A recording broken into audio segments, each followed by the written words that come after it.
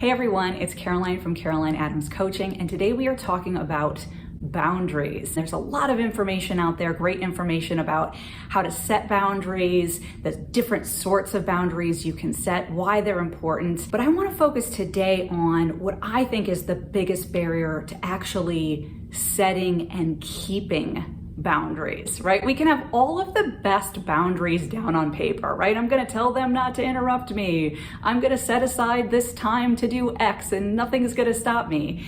And yet when it comes time to actually put those boundaries in place or enforce them or communicate them, that's where things start breaking down.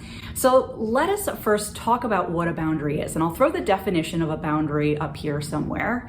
But essentially a boundary is just a delineation between one space and another space, right? And that can be energetic, it can be emotional, it can be physical. There are all sorts of different boundaries we can set. And what is so interesting is that very neutral sort of definition that exists about what a boundary is. It's just a separation, it's just a line. We as humans assign so much more meaning to what it means when we put that boundary in place. And most often what I see is that people ascribe a meaning that's negative. Let me give you some examples. Setting a boundary with a coworker or someone in the workplace, it would be mean to say no or be mean to ask them to not interrupt you. A lot of times we look at it as like a zero-sum game, like setting up a boundary for ourselves so that we can prosper and focus on what we want to do actually takes away and is a negative for someone else, right? We see it as this like one person wins and the other person loses when we set a boundary. And we see it like a dividing line, right? Again, two opposing forces, and this boundary is the thing that stops these opposing forces.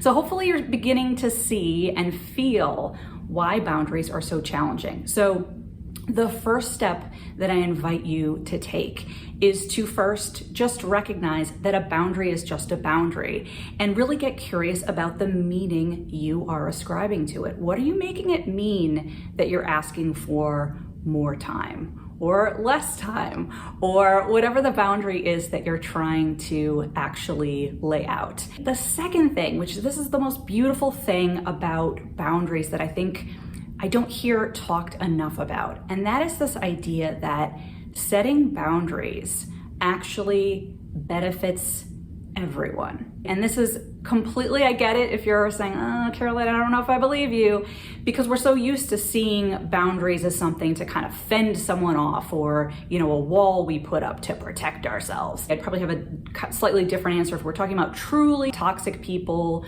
bullies in the workplace, people who are really threatening your physical, mental, emotional safety. So let's set those sorts of situations aside for a second. Let's just talk about normal, healthy boundaries that we set for ourselves in the workplace, with our teams, with our bosses, with the people that we work for and with. Think about a boundary, first of all, that you want to set, right? So let's say that boundary is, I want to carve out Friday afternoons. I'm not going to accept any meetings, and that is just going to be my thinking time to reflect on the past week and plan the week ahead. How can that possibly hurt the people that we are working for and with? How is our being at our best and setting aside this time that we need to be successful, how does that actually help and benefit others, right? Even if you're saying no, when you're saying no to that meeting, what are you saying yes to that benefits not only yourself, but the other people that you're either setting the boundary with or that stand to gain from whatever you're doing during that time?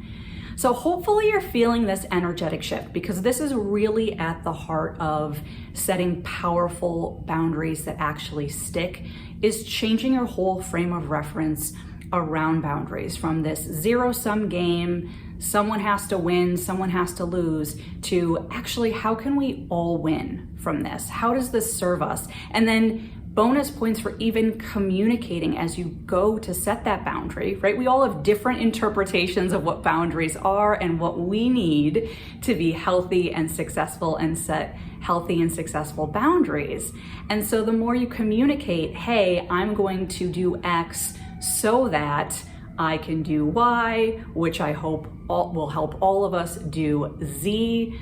Hopefully that gives you a little bit of a framework to play with to actually talk to people in a really empowering, beautiful sort of we can all benefit sort of language. So I would love to hear your thoughts. I would love to hear your pushback. I would love to hear your examples of where you're still trying to implement a boundary and it's still feeling a little bit off energetically. Leave those comments below and I'll talk to you soon.